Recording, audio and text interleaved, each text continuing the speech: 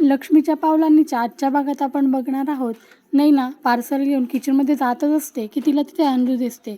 मग ती अंजूला बहाण्याने स्वतःचं चार्जर आणायला पाठवून रूममध्ये पाठवून देते. नंतर ती खीर पातेल्यात काढते तेव्हाच तिथे कला येते. कला तिला जाब विचारते की तू बाहेरून पार्सल मागितलंस, पण तुला हेल्प मागायला काय झाली होती रजनी मॅडमला, किंवा तू अंजूला पण मदत मागू शकली असती, पण तू हे असं बाहेरून फसवतेस सगळ्यांना. तेव्हा नैना आणि तिचे जोरदार भांडण होते. नैना तिला म्हणते, तू सगळं खोटं वागलीस म्हणून या वेळेस ते तुला वाटत नाही खोटं, आणि दुसऱ्यांच्या वेळेस तू शब्द फिरवतेस.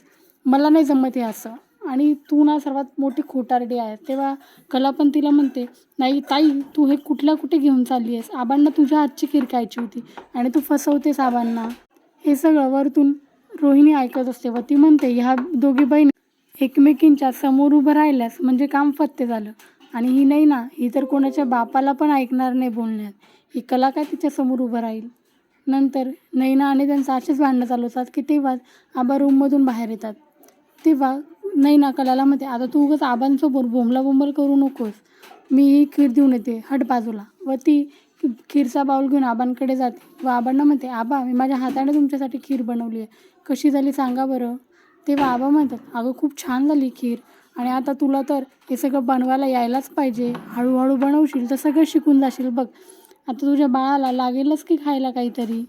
तेव्हा नैना म्हणते, हो आबा, मी खूप मनापासून खीर बनवली तुमच्यासाठी. नैना मनातल्या मनात विचार करते, यांना सगळं चांगलंच खायला पाहिजे. चांगलं खायला दिलं की हे त्याचे पुढे करतात. व ती आबांना पोटभर खायला सांगून तिथून चालली जाते. ती निघून गेल्यावर कला अंजूला म्हणते, अंजू, जेवण तयार आहे, फक्त सगळे आले की मला बोलव. व ती रूममध्ये जाते. रूममध्ये गेल्यावर तिला दिसते की आद्विक गादीच अंथरत असतो. व ती आल्याला म्हणतो, आलीस, थकली असेल ना. तेव्हा कला म्हणते, मी एवढंच काम करते रोज, तू असं का विचारतोय. तेव्हा आद्विक तिला सांगतो की स्वामीनाथांची आजच डिझाईन द्यायची आहे, तर ती रेडी आहे का. तेव्हा कला म्हणते, त्यांची डिझाईन तर माझी कंप्लीट आहे, फक्त थोडं फिनिशिंग बाकी आहे, ते मी आता रात्री करून घेते. व ती डिझाईन्स करायला बेडवर बसते. तेव्हा आद्विक तिला म्हणतो, अगं बघ, खाली बेड टाकला आहे. तेव्हा कला म्हणते, हो, तुझं काम किती परफेक्ट आहे हे तुझ्या गादी टाकण्यावरूनच कळतं, एक पण सुरकुत नाही गादीला. तेव्हा आद्विक म्हणतो, मग तू खाली बस ना. कला म्हणते, किती चिडचिड करतोस, मी फक्त बसली आहे, झोपलेली नाही आहे. आद्विक शॉकून म्हणतो, म्हणजे तू झोपणार आहेस, ऐक ना, तू खाली बस ना. तेव्हा कला म्हणते, हे बघ, मी आधी गादीवर बसून डिझाईन केली होतीस, तर मग आधी ती चांगली झाली होती, म्हणून मग मला ही जागा बेटर वाटते, म्हणून मी इथेच बसणार. आणि तू जरी चांदेकर असलास आणि तुझा व्यवसाय सोन्याचा असलास तरी हा बेड लाकडी आहे, म्हणून एवढा काही मोठा इश्यू करू नकोस. आणि ती तिथेच बसते. त्यावर अद्विक तो मनातल्या मनात विचार करतो, का का करते ही असं. ही जन्माला फक्त मला त्रास देण्यासाठी झाली आहे. एक दिवस ना हिचा व्हिडिओ काढून आबांसमोर हिला एक्सपोज केलं पाहिजे, तेव्हाच ही वठणीवर येईल. व तो बेडवर बसतो.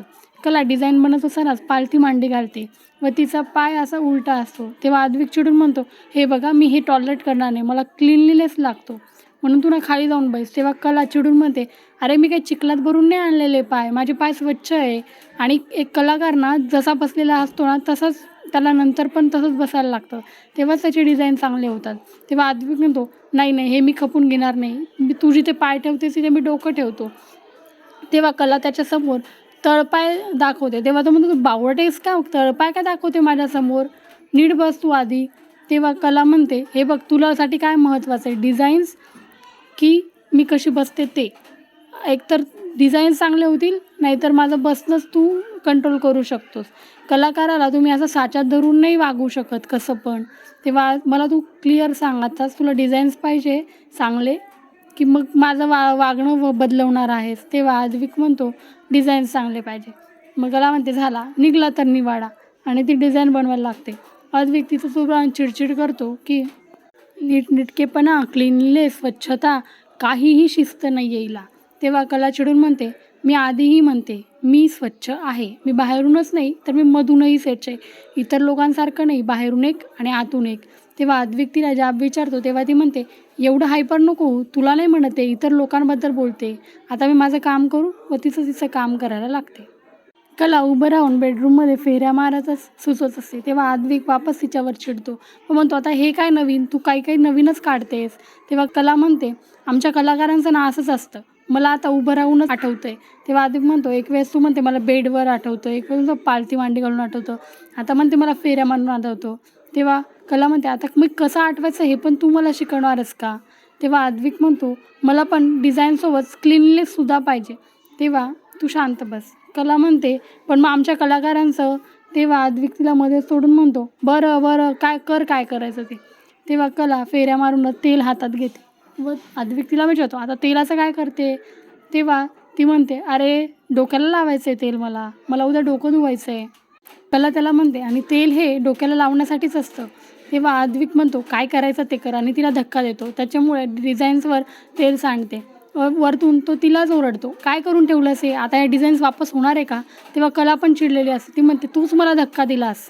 व यावरून त्या दोघांचे भरपूर वाद होतात. तेव्हा तो म्हणतो, तुझ्याशी ना चांगलं बोलायची तुझी लायकीच नाही आहे. तेव्हा कला चिडून म्हणते, हो माझी आणि माझ्या घरच्यांची ना तर तुझ्यासमोर काही करायची लायकीच नाही आहे.